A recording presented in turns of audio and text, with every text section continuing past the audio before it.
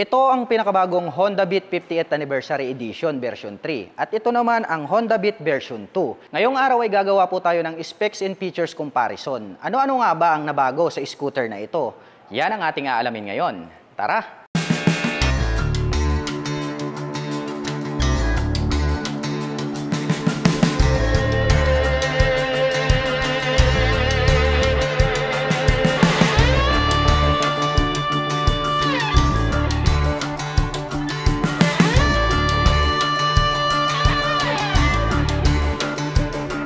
Umpisahan na po natin agad sa kanilang body and design. Dito po sa kanilang 50th Anniversary Edition, makikita natin itong kanilang 50th Anniversary decal dito po sa gitna. At may nakalagay po rito na lining na red at saka blue. At sa itaas naman po may makikita tayo rito na beat. At ito pong kanyang front face cover dito na matte black is matulis at nagkaroon po siya ng butas dito sa ibaba. Habang dito naman po sa standard version 2, ayan, simpleng-simple lang yung pagkakaroon niya rito ng matte black na cowling.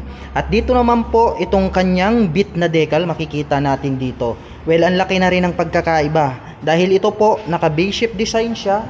Rito sa kabila, mas maganda po yung kanyang pagka V-shape design. Well, pagdating naman po rito sa kanyang headlight, makikita natin na naka-emboss tong part na to. Ayan o, para siyang almond. Dito naman po sa kabila, makikita natin na itong kanyang ilaw ay nandirito mismo sa harap. And then ito pong pagkakadesign nitong kanyang turn signals, naka-emboss tong part na to. Dito naman po sa kabila is para na po siyang diamond display.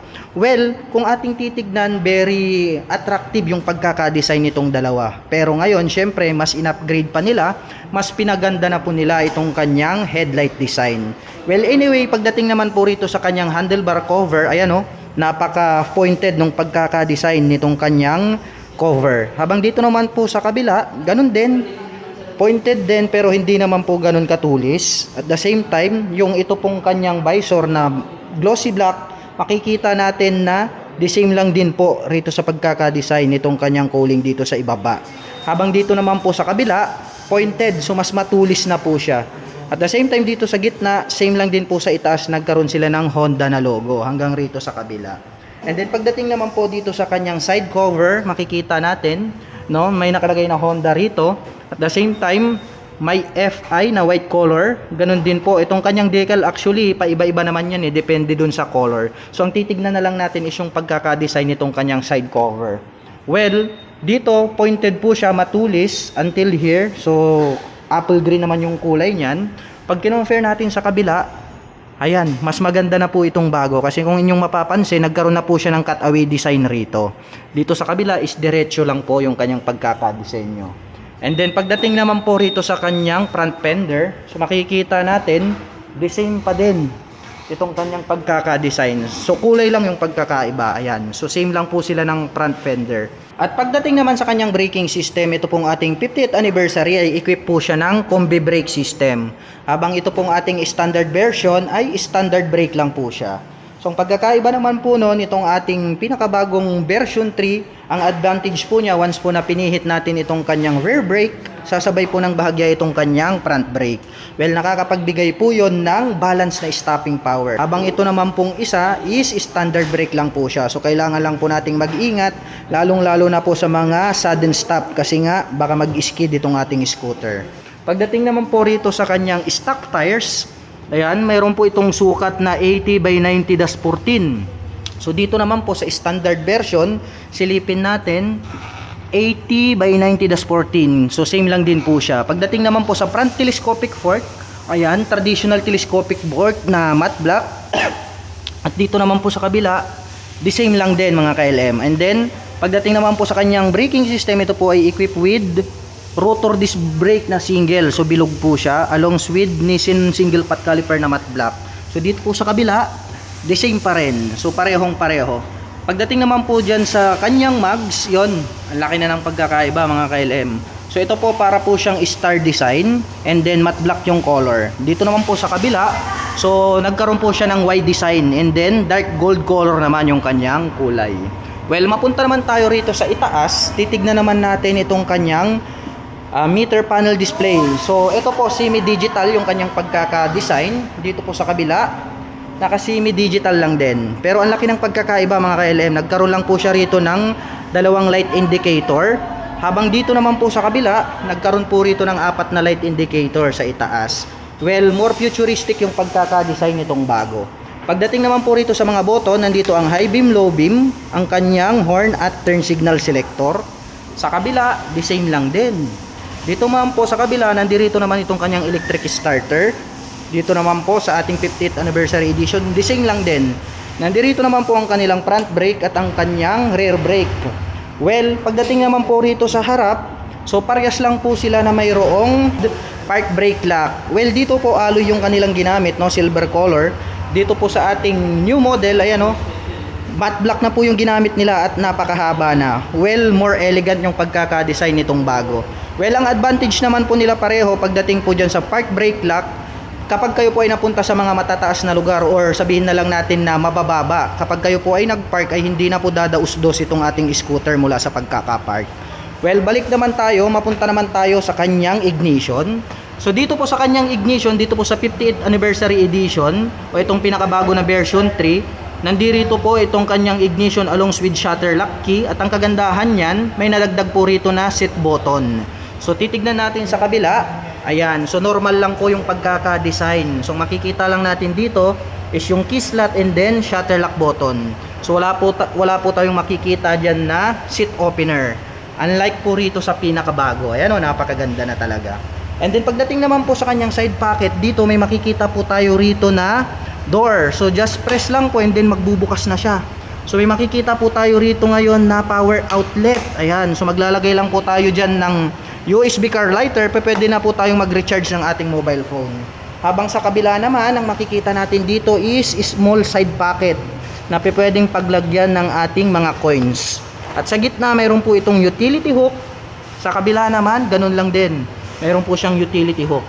Pagdating naman po rito sa kanyang side pocket, ayan, very spacious din. Pwede tayong maglagay ng mga gloves or mobile phone. Sa kabila naman, ayan, spacious din pero mas maluwag po yung kabila. At dito naman po sa kanyang footboard, makikita naman natin, anti-slip din yung pagkaka-design. Nandito po nakaposisyon itong kanyang battery. So nasa side po siya. Habang dito naman po sa bago, ayan, oh, mas maluwag tong bago. At the same time, nasa gitna na po yung position ng kanyang battery. Susukatin naman natin kung gaano kaluwag itong kanyang footboard. Yun, oh, saktong-sakto. Punta tayo rito sa kabila. Yun. Saktong-sakto rin, pero more spacious. Kunting-kunti lang naman yung diferensya. So mas malaki po, mas maluwag po itong isa. Pagdating naman po rito sa kanyang side stand, ito po ay parehong mayroon pong equipped na side stand engine cut-off switch.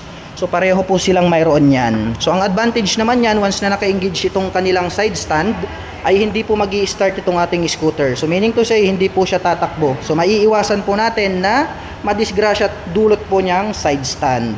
At dito naman po makikita natin itong kanyang pillion step. Yan, so rubber type po siya. Habang dito naman po sa kabila, rubber type lang din. So almost the same lang po yung ginamit nila na design, di ba? Wave design lang din. May harang, mayroon lang din pong harang dito. Then dito sa ibaba, makikita natin na plain black to, nagkaroon ng parang touch ng carbon sa ibaba. Sa kabila naman, may nakalagay po rito na PGM-FI fuel injection. Well, parang mas maganda tong kabila pagdating po rito sa kanyang down cover. Pagdating naman sa side cover, dito po sa part na to, nagkaroon po siya rito ng matte black at glossy black. So matulis naman po siya hanggang dito sa dulo. Habang dito naman po sa kabila, ayan, almost similar naman mga ka-LM, pero ang ganda nitong pagkakaroon niya ng windlet dito. At the same time, 'di ba, itong white color niya umabot po siya hanggang rito, hanggang dito sa itaas until here sa dulo. Unlike po dito sa kabila, no, hanggang dito lang po itong kanyang side cover. Dito po ang haba, makikita natin hanggang dito po sa harapan ng kanyang underseat, 'di ba? Dito po is wala na. So plain black na lang po siya. Well, mapunta naman po tayo dito sa kanyang grab bar para sa ating angkas. So yung design naman nito, ayan, no, very sturdy. So check natin tong kabila. Ayan, may pagkakaiba mga ka-LM. So ito kasi naka-B design po siya na slim type yung dating, parang sexy yung kanyang datingan. Dito po is makapal na B-shape design.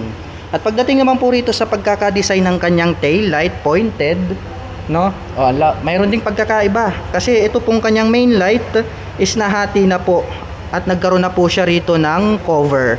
Dito po sa kabila, diretso po, pointed, no? So hindi natin nakita yung cover na umabot dito. Ang nangyari is main light na po niya ito. Dito naman po sa kanyang turn signals, so hindi po sila pareho. Ayan, no? So parang ang laki ng pagkaka-design nitong kabila. So yung isa mas compact na po siya. And then pagdating naman po sa pagkaka-design nitong kanyang rear fender, no? Itong naka-emboss na part na to, meron po tayong makikitang plate light at meron pong added reflectors. At pagdating naman po rito sa kabila, wala po tayong makikita na plate light. So ang makikita lang natin dito is ito pong kanyang reflector light. At nandito naman po itong kanyang plate holder at ganun din po rito sa kabila. At pagdating naman po sa kanyang stock pipe, so silipin natin. Yun. Ayan, mas maganda po yung pagkaka-design nitong kanyang stock pipe dahil nagkaroon po siya rito ng carbon finish at nagkaroon ng butas na tatlo. And then matte black naman po yung pipe. So puntahan po natin itong kabila. Yan. So nagkaroon po siya rito ng butas na dalawa. Nagkaroon naman po siya rito ng mga dots na style. Matte black din po yung kanyang pipe. Well, mas maporma na yung stock na pipe nitong ating 50th anniversary edition or ito pong ating version 3. Compared po natin dito po sa version 2 na standard model. At mapunta naman po tayo sa pagkaka-design ng engine. Yan. Napakaganda ng pagkaka-design ng engine itong version 3. At ang kagandahan niyan is pareho po sila na mayroong kickstarter. Yan, so mayroon po siyang kickstarter. So ang kagandahan naman yan mga KLM, kapag tayo po ay na-drain, halimbawa hindi sinasadya, na-drain yung ating battery. So pwede po natin siyang sipain through kickstart para po umandar ang ating scooter. Well, sa kanyang side cover dito makikita natin, very stylish, may naka-engrave na Honda rito. Mapunta tayo rito sa kabila. Ayan, so hindi na po pareho yung pagkaka-design. So makikita natin na yung square type niya is nandirito na naka-emboss dun sa kabila, habang dito nandirito. So contradict sila, baliktad. Ayan, oh. Nandirito po itong design na yan, yung naka-emboss na yan, and then deep lines. Dito po sa kabila is nandirito po siya. So contradict po sila. At pagdating naman po sa pagkaka-design nitong kanyang air filter, ayan, oh, ang cute. Puntahan natin tong kabila kung parehas ba. Ayan, mas malaki mas malaki po yung air filter nitong isa. And then nagkaroon po ng mga design dito na parang dot. So same lang din, may nakalagay na ASP, which is Enhanced Smart Power. Pagdating naman po sa kanyang stock na rear suspension, ayan, so hindi po sila pareho. Kasi nga po, yung isa dun po sa bago is mayroon po siyang adjustable. So ito po is wala po siya, hindi po siya adjustable. Unlike po rito, ito po siya, oh. So pwede siyang pihitin. And then pagdating naman po sa braking system, same lang din po sila na naka-drum brake. Ayan. So drum brake po sa version 3, drum brake lang din po siya rito sa version 2. Yung kulay po ng ating mags, matte black, dito po is dark gold color. And then ang sukat ng gulong dito sa likod is mayroon po itong 90 by 90-14. Dito po sa kabila, silipin naman natin kung anong sukat ng gulong, 90 by 90-14. So same lang din po. At ang pagkakaiba po nitong dalawa is ito pong kanilang mga added features na wala po dun sa isa na mayroon dito sa kabila. At mapunta naman po tayo dito sa kanyang upuan. So ito po yung ating version 3, no? Pagdating naman sa size ng upuan, the same lang din po sila. Magkaiba lang po sila ng ginamit na seat cover. Pagdating naman po sa size ng kanyang underseat compartment, ayan, neat yung underseat compartment, saktong-sakto lang. Dito naman po sa kabila, the same lang din yung size. And then ito pong kanyang fuel tank nandirito, the same lang din sila under the seat. Kaya sara na po natin. Ayan. Ito naman po sa kabila. At ang atin pong pinakabagong Honda Beat 50th Anniversary Edition ay mayroon pong 742mm na seat height. Ngayon naman ay susubukan po nating sakyan para malaman po natin kung gaano nga ba ito kataas. Anyway, ito po ay naka-center stand. Ayan. Ayan, kitang-kita naman dito sa ating camera mga KLM. Lapat na lapat yung ating foot below the ground. Kaya talagang masasabi ko na para ito dun sa mga kababayan natin na hindi naman masyadong katangkaran. Anyway, pwedeng-pwede ito para sa mga 5 flat and above. At pagdating naman po sa kanilang engine specifications, ang parehong scooter na ito ay mayroong 110 cubic centimeter engine displacement. Pareho po silang naka single cylinder, single overhead cam, 4-stroke with 2 valve. At nakakapag-provide naman po sila pareho ng maximum power na 6.63 kW at 7,500 RPM. habang nakakapagbigay naman po sila ng maximum torque na 9.3 Nm at 6,000 RPM. At mayroon naman po silang fuel consumption na 58.2 km per liter. At ang presyo po ng ating Honda Beat 58th Anniversary Edition ay nagkakahalaga po ng 74,400 pesos. Habang ang atin naman pong Honda Beat Standard Version ay nagkakahalaga po ng 70,900 pesos. Alin naman sa dalawang motorsiklong ito ang nagustuhan nyo? At para naman po dun sa mga kababayan natin na gustong maglabas nitong pinaka-limited edition na Honda Beat 58th Anniversary, ay maaari nyo po silang puntahan dito po sa Honda Wing San Fabian, Pangasinan branch. At ito po ang kanilang contact number na maaari nyong tawagan para po sa lahat ng inyong mga inquiries. At para naman po sa mga kababayan natin na nais magpunta rito, ang kanila pong operation time is starting 8:30 AM until 5:30 PM from Monday to Saturday.